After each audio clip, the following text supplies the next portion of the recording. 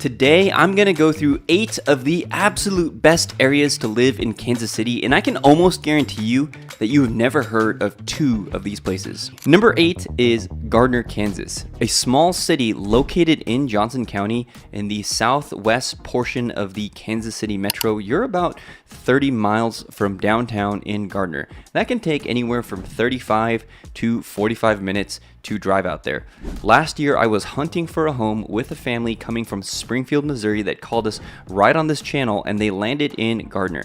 They said the pros are it is super quiet out there, it is very, very friendly, it is easy to access the city, and there's one con though. The con is that there is a train that runs through Gardner through all hours, and it can sometimes block you from getting out of your subdivision depending on the subdivision that you're located in. I also had a family sell a home in Gardner, and they said they're gonna miss the quiet, peaceful neighborhoods and the farmland surrounding their house. While historically agricultural, Gardner's economy has definitely diversified over the years. The proximity to Kansas City brings retail, industrial services, and other small businesses down there. It's known for being a tight-knit community with a suburban feel that really appeals to a lot of people, from young families to retirees. It's often regarded as a very affordable place to live within the greater Johnson County area, which, if you don't know, is one of our most expensive counties in all of Kansas City. This year, the median price of a home in Gardner, Kansas is $366,000. Those are the latest stats in 2025. That is a 4.6% increase from the same time last year in 2024. So you can see that it is growing pretty healthily, considering that this is a pretty down market that we have in 2025. Number 7, we're gonna stay out in a rural area. That is Grain Valley, Missouri. Grain Valley is a small city located east of the Kansas City metro, about 20 miles east, so just a little bit closer than Gardner. Like Gardner, is part of the greater Kansas City metropolitan area, which offers residents a suburban lifestyle with access to downtown's amenities and services. There's only a population in Grain Valley of about 15,000 people, which is a small but steadily growing town year over year as people come for the charm and the large plots of land that you can find in and around Grain Valley. The city's population has exploded significantly in recent decades, largely due to the proximity to Kansas City, which makes it an attractive option for people who are willing to make that 25 to 45 minute commute depending on where you're trying to go if you're heading towards the center of the Kansas City metro. The city is also well connected to the downtown through Interstate 70, which makes commuting to downtown Kansas City very, very easy. On the way in, you're going to drive through areas like Independence, Blue Springs, and also right past where the Royals and the Chiefs play if you're headed downtown. In 2025, a house in Grain Valley is about $349,000. That's the median price, and that's up 7% compared to last year's $326,000. So you can see that it is still a relatively good deal. If you're looking for some land, this is one of the places that I would look. If you're comfortable being in Missouri and looking for land in a pretty decent school district, Grain Valley is not to be overlooked. Staying in Missouri, the number 6 area is Pleasant Hill, Missouri. It's a really interesting spot in the Kansas City metro, which kind of blends the rural charm that you're going to find of parts in Grain Valley with the growing kind of suburban energy that Gardner, Kansas brings. So Pleasant Hill, driving through, it feels like a very small town with a very proud local identity. Once you get to Pleasant Hill, you're going to really know it. Pleasant Hill is located pretty close to Lee Summit, so if you want to experience a downtown, you can go to downtown Lee Summit without driving the 45 minutes that you would probably need to take to get to downtown Kansas City. But Pleasant Hill is even more spread out than a Gardner, or even more spread out than a Grain Valley, that I would say. It's a real kind of edge of the metro area. It's kind of like a country meets suburb vibe there. You've got plenty of newer builds, but you've also got a lot of plots where you could get 3 to 5 acres if you want. Again, you're going to be traveling like 35 to 45 minutes depending on where you're going. But if you work in Lee Summit, or even if you work in South Kansas City, an area like Belton, in those kinds of areas, Pleasant Hill is a pretty reasonable commute. Without feeling too far removed, you can get to where you want to go in the city. Now, if you're trying to go diagonally across the metro to a place like Platte City, which if you keep watching, there's a fact about Platte City that you're really going to want to know, especially if you're looking to retire. If you're going to drive diagonally across the metro, then Pleasant Hill is going to feel very, very far. But again, you are close to Lee Summit. You are close to all of those things that Lee Summit provides. So if you're not a downtown type of person, then I would really consider living in Pleasant Hill. The median price of a home in Pleasant Hill was $345,000, which is up 7.14% from the $322,000, which was the price in 2024 for the median home in Pleasant Hill. Now, I'm sure you're going to notice something throughout this list. You're going to notice the rural areas being featured on this list. Now, we've talked before on how the market is slowing down in the Kansas City metro. We have sellers who are looking to sell and can't necessarily move their homes. We have buyers who are looking to buy and can get really fantastic deals. By the way, if you're looking to buy or sell your home in Kansas City, 816-4-MOVE-KC is our number. Give us a call, give us a text. We have all sorts of people who give us a call off of YouTube, buy or sell in Kansas City. So back to what I was saying, sellers are having their homes sit on the market for a lot longer than they're used to, and buyers are getting really fantastic deals. In fact, we just put a home under contract from a buyer that called us via YouTube. It was $15,000 under the list price, which a few years ago was completely unheard of. So if you're looking for a deal, now is the time to move in the Kansas City metro area.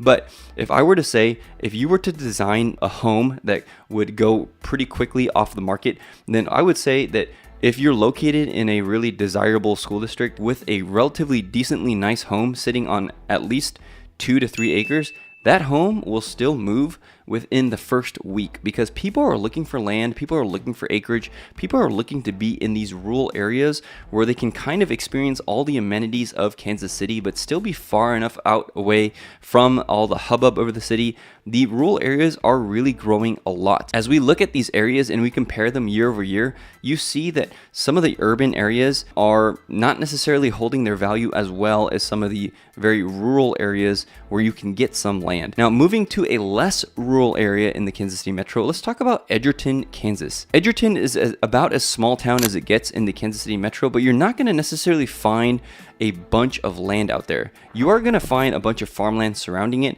but if you want to build a home on acreage, Edgerton wouldn't be the first place that I look, although you can sometimes find it. When you talk about affordability though, Edgerton is pretty hard to beat. You're going to find older ranch homes with pretty big yards. Sometimes, once in a while, like I said, you can find some acreage in Edgerton. You're going to find a few newer builds if you head down toward the Gardner area. While prices are lower there than Pleasant Hill or Green Valley, you are still in one of the most desirable areas in all of Kansas City. It sits right southwest of Gardner, right off I-35.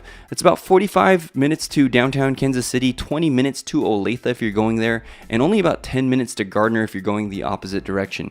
The median price of a home in Edgerton is our most affordable yet, $294,000, which is up slightly from the $280,000 of the median homes last year in 2024. Now that moves us to number 4, Kearney, Missouri. Kearney is a clean, fresh, organized small town that is steadily growing, and a lot of people around here are calling Kearney the new Liberty. If you don't know, Liberty was a small suburb that was once a very quiet, kind of sleepy small town on the outskirts of the Kansas City metro. Now Liberty is this buzzing kind of own city, as it were, and you've got the Liberty Triangle where you have a bunch of shopping and a bunch of traffic. If you go a little bit further north, then you're going to hit Kearney. And Kearney is what a lot of my clients say Liberty felt like growing up to them if they grew up in the Kansas City metro.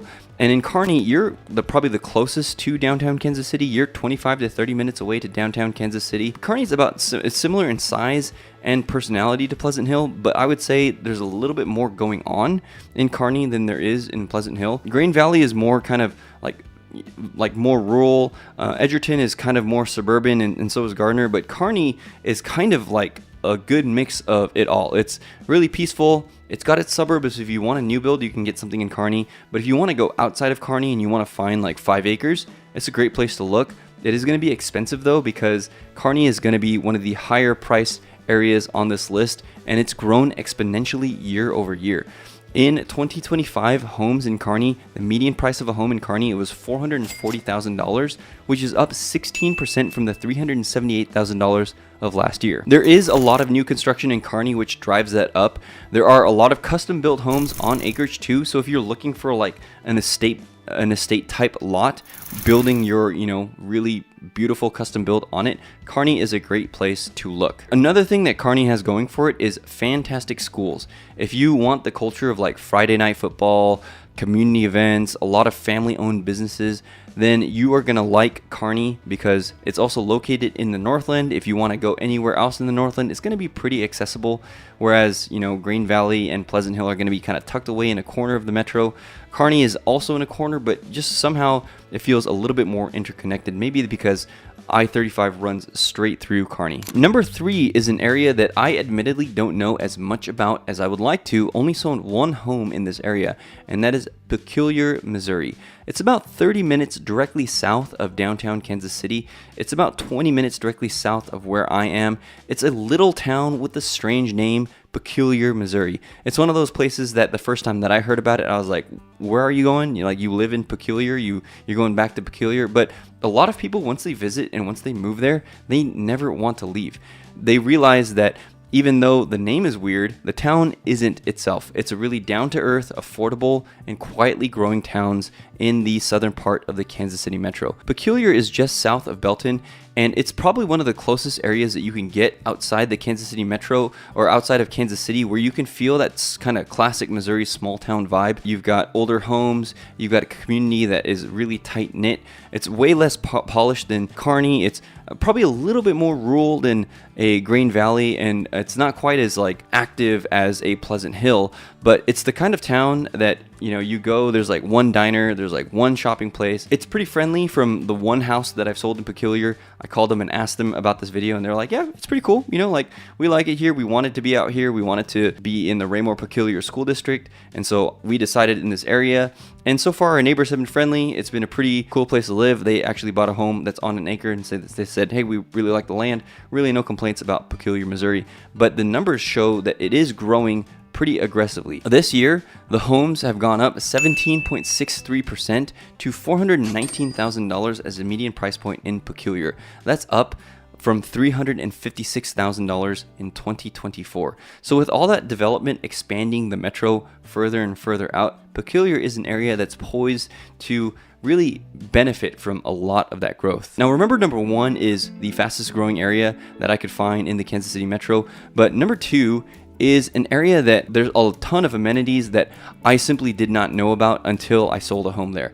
And that is, number 2 is Platte City. Located just north of Kansas City near our international airport, Platte City is a very quiet but historic and accessible small town. It's surrounded by rolling hills, lots of open space, but I put this high on the list because I just found out that if you are retirement age in Platte City, there is a tax abatement in Platte City that you can file for if you are a senior citizen 55 and up. So it's a senior citizen tax freeze, which is a tax credit that helps qualified homeowners get lower property taxes. So if you're looking for a place to retire, don't overlook Platte City because property taxes can be expensive. I tell people around 1 to 1.5% of the purchase price of your home.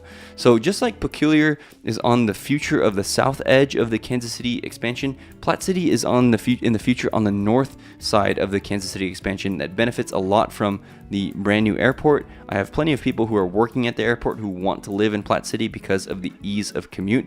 And then also, I suggest this to all people who call and who are senior citizens as well to really look hard at that tax credit tax freeze program in Platte City. So if you're looking to relocate here, whether you're a senior citizen or not, 816-4-MOVE-KC. And that brings us to our number 1 area with a whopping 30% growth year over year, and that is Bonner Springs. Bonner Springs is one of those places that doesn't get nearly enough attention, even though it pretty much has everything you could possibly want out of the Kansas City metro. If you want affordability, you've got it, although not for long if it continues to grow in this aspect. If you want easy access to the entire Kansas City metro, you've got it. If you want one of the best amenities that we have in the metro, the Legends outlets, you're very close. If you want land, you can have it. If you want to feel like you're in a suburb, you can have it. If you want to go out to Lawrence, you want to go out to Topeka, Bonner Springs is a great place to be. Bonner Springs has a really good small town Kansas City vibe while being only 20 to 30 minutes from downtown, 5 to 10 minutes from the Legends outlets. If you don't know where the Legends outlets are, the Kansas Speedway is out there. You're going to have Sporting KC have their stadium out there. So you've got really old neighborhoods with established, ranches and split levels, but you also have your new builds if you want the more suburban development, the 2021 to 2025 new build. If you want the acreage property, we recently found a family buying a property for $430,000 sitting on 1.7 acres out in Bonner Springs. It's very, very close, very, very interconnected. So if you want affordability, if you want convenience, if you want a quieter suburb with quick city access, Bonner Springs really has it all. Now getting to the numbers, the median price of a home in Bonner Springs, like I said, still relatively affordable, $355,000. That's a huge jump, a 33% jump from the $266,000 in 2024. Now, if you want a full tour of Bonner Springs, click right here.